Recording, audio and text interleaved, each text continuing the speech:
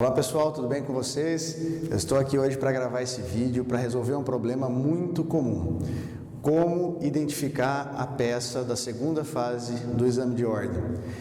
Eu vejo muitas pessoas, muitos candidatos discutindo isso, né? Logo que a prova acaba, ou mesmo antes do exame acontecer, muitas pessoas discutindo, poxa, como é que você fez para identificar a peça? Esse problema parece muito grande, mas ele é facilmente resolvido. A gente precisa aprender como essas informações nos são entregues pelo examinador, como analisar essas informações, e aí a gente consegue identificar a peça com muita tranquilidade. Eu fiz uma linha do tempo bem simples aqui, e à medida que eu for falando sobre os artigos vão aparecendo aqui para vocês vão conseguir entender e verificar isso com muita clareza. O examinador, eu já disse isso em algumas oportunidades, o examinador ele entrega para a gente uma série de ingredientes. Nós verificamos nos últimos anos que a quantidade de peças exigidas pela OAB, pela Fundação Getúlio Vargas, na segunda fase do exame de ordem em Direito do Trabalho, ela é muito reduzida. A quantidade de peças é muito reduzida. Nós temos basicamente, ao longo da história da segunda fase, 3 peças essenciais: petição inicial, contestação e recurso ordinário. A razão pela qual o examinador exige essas 3 peças com mais frequência é muito simples. Essas peças, elas viabilizam que um número maior de teses sejam inseridas dentro do problema. Isso nos ajuda, inclusive, a identificar qual dessas 3 principais peças nós vamos realizar no dia da prova. Existem algumas dicas e nós vamos começar a trabalhar com isso agora.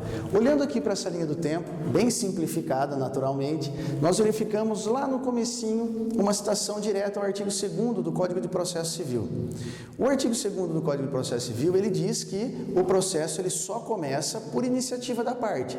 Sabe aquela história que a gente aprendeu lá no começo do curso de graduação, que a jurisdição ela é inerte, o Estado é inerte. Você precisa provocar o Estado para que ele possa dar uma resposta adequada ao seu problema, já que ele tem o monopólio da jurisdição. O artigo 2º do CPC, portanto, vai nos dizer exatamente isso. O processo ele começa por iniciativa da parte. E como é que esse processo, como é que essa iniciativa da parte se materializa dentro do que a gente precisa aqui? Por uma petição inicial. Tá legal? Poxa, Rafael, mas como é que eu descubro, quando o examinador me entrega essa série de informações, que se trata de uma petição inicial? Vocês vão verificar que é muito fácil identificar, por exemplo, uma expressão. Normalmente o examinador fala, entrevista com fulano de tal, e aí ele te dá uma série de informações. Normalmente, quando se trata de petição inicial, nós temos um conjunto de informações básicas, mas nós não temos, por exemplo, número de processo, nós não temos a vara específica para a qual o processo é dirigido, nós temos uma informação relativa a uma entrevista que foi realizada com um determinado sujeito, né? A expressão entrevista, inclusive, ela é muito marcante em várias provas. Fiquem ligados nisso. Movimentado o judiciário, né? Iniciado o processo por uma petição inicial, que nós identificamos com essa característica básica, informações que lhes são entregues a respeito de uma determinada circunstância. Iniciado o processo com a petição inicial, é fundamental a parte contrária ser notificada, em cumprimento, inclusive, a dispositivos constitucionais. O artigo 5º da Constituição Federal, ele fala claramente, expressamente, da ampla defesa e do contraditório. E como é que se forma a ampla defesa e o contraditório? Quando a parte contrária é notificada, ok? Nesse momento surge a possibilidade, a faculdade que tem a reclamada de apresentar uma defesa dentro do processo. Essa defesa, tecnicamente, nós chamamos de contestação. Falou, poxa, tudo bem, até aqui está muito tranquilo, parece que é tudo muito fácil, mas como é que eu identifico, então, que a peça adequada para aquela prova que eu estou realizando é uma contestação? De forma tão simples quanto identificamos a petição inicial. A contestação, ela se apresenta dentro do problema de uma forma muito clara. O examinador, ele te entrega uma situação já posta, né? Normalmente a expressão que vem escrita lá no probleminha é: ação ajuizada por fulano de tal, contra fulano de tal, processo número 1234, endereçado à 34ª Vara do Trabalho de tal lugar. Esse momento processual a gente verifica que já passou. as informações contidas naquela receitinha de bolo, aqueles ingredientes que nos foram entregues, indicam que esse momento processual já passou, que alguém já ingressou com uma ação judicial, razão pela qual o problema nos indica, inclusive, qual é a vara onde aquele processo tramita, qual é o número daquele processo. E na esmagadora maioria das vezes, naturalmente, você é contratado pela empresa. Petições iniciais são peças habitualmente usadas pelos empregados. Então, ao final do problema, lá no rodapé da folha, o examinador vai dizer: como advogado do ex-empregado, tome a medida judicial cabível. Na contestação, ele vai te dizer: como advogado da empresa, tome a medida processual cabível. Então, nós temos, no primeiro momento, uma entrevista com determinadas informações prestadas por alguém para você na condição de advogado, e no segundo momento, um processo já concebido, pedidos que já foram feitos na petição inicial, que agora serão contestados. Aqui eu identifico com mais facilidade ainda, porque neste momento o examinador já me deu o número do processo, a vara, ficou muito mais fácil eu saber exatamente onde eu estou.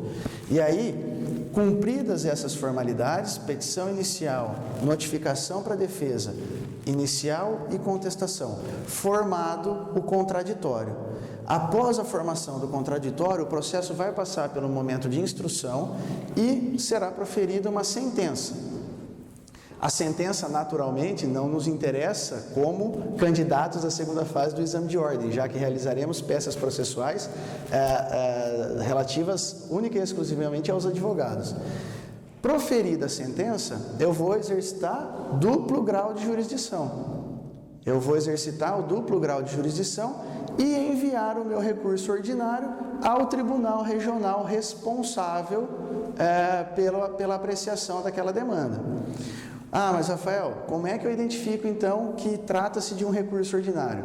Vejam, essa linha é importante para que a gente consiga entender a sequência, o ritmo com que os fatos acontecem, com que os atos são praticados.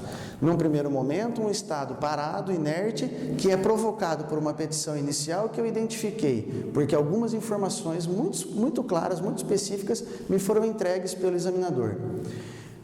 Notificada a empresa, preciso formar o contraditório, ampla defesa, contestação. Nesse momento eu já tenho vara, eu já tenho número de processo, eu já tenho um processo em andamento.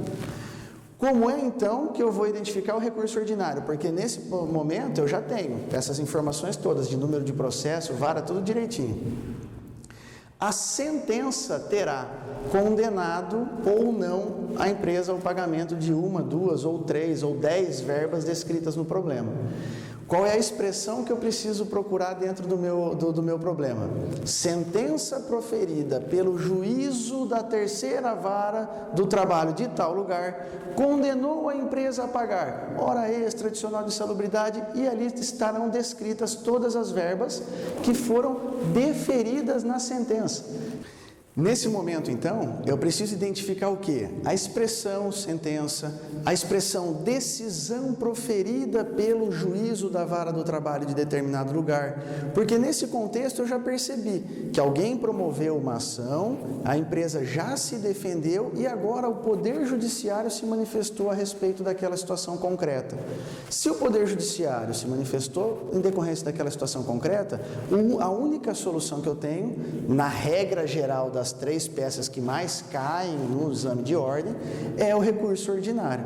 Tá legal? Nós vamos verificar no momento oportuno que existem, por exemplo, embargos de declaração que podem ser opostos aqui nesse momento, mas nós não temos notícia de embargos de declaração até o momento nos exames de ordem. Então, vamos focar no recurso ordinário.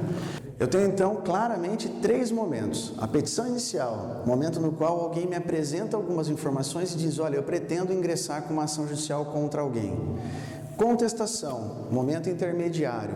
A ação já foi ajuizada, portanto, eu tenho o número de processo, o número da vara, eu já tenho informações que indicam que eu preciso defender alguém dentro do processo judicial. E o terceiro momento, quando a sentença já foi proferida, ou seja, o Poder Judiciário provocado lá atrás já se manifestou a respeito daquela situação concreta. Eu vou exercitar o quê, então? O duplo grau de jurisdição, interpondo um recurso ordinário que vai levar esse processo à segunda instância, ao Tribunal Regional responsável pela análise. Então, pessoal, é isso. Resumidamente, eu tenho 3 peças que são principais e a identificação dessas 3 peças é extremamente fácil. O examinador, ele nos indica com elementos concretos como eu consigo identificar essas peças. E aí, o mais legal, eu costumo dizer isso com muita frequência, quando você identifica a peça logo no início da prova, aquilo já te provoca uma tranquilidade enorme. Aquele nervosismo que você estava no início, ele passa por completo e dali para frente é só identificar as teses de acordo com as nossas aulas aqui. Vocês entenderão como é fácil fazer isso. E aí identificou as teses, eu vou transcrever e é sucesso com certeza. Um abraço e até mais.